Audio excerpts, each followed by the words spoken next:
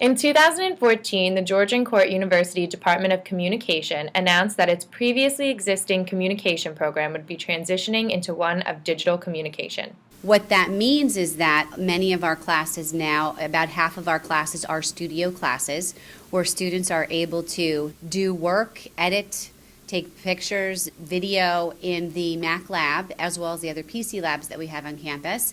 And we are now in our own media studio. While the department has embraced technology's new influence on communication, not everybody is thrilled about this shift. They changed communications to digital communications, so do you think that's a good thing? No. The bad part about it is there's no one-on-one contact a lot. I think we get lost in the social media and the text world. The advances in technology are happening so rapidly that it is a little scary. But it's hard to imagine when we're familiar with it, just how unfamiliar and alien and complicated it is for an older user. I genuinely think older people hear something different when you talk to them about technology. When the internet's come to life and all these gizmos turn on us, these kids won't be able to run away on those shriveled little calves. We think that this fear stems from a general misconception or lack of understanding about what digital communication really is. So we took to campus to ask current students and faculty members what they thought digital communication is. I don't know. Okay, wait, let me think this through. Well, I think what we're doing right now is digital communication. So what is digital communication? Digital communication to me is about fundamentally how we communicate with each other in contemporary society. Right now I can look around the room at all of the students sitting here while we're filming, and all of you have cell phones. We're using an iPad, we're using a MacBook Pro to video stream. So to me, digital communication are all the tools that are available for us to use in order to interact and communicate with each other. So what do you say to the people who are afraid that today's society is too driven by technology? I would say not to be afraid. I'd say it's very important, especially in today's environment, to be media literate. It is a little scary, but it's better to embrace it. I don't think we're going to stop it, and it's different.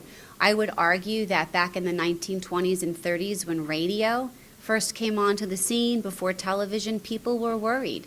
People were worried after television, and now people are worried with social media.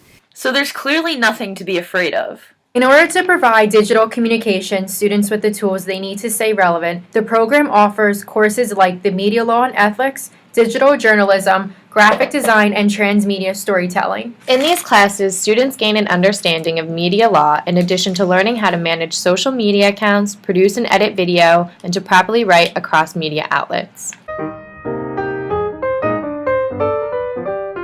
I correspond a lot with other departments on campus through email. I gather a lot of information through the internet. I learn a lot about our other teams in the conference through the internet. So if you went back to school now, though, would you consider majoring in it?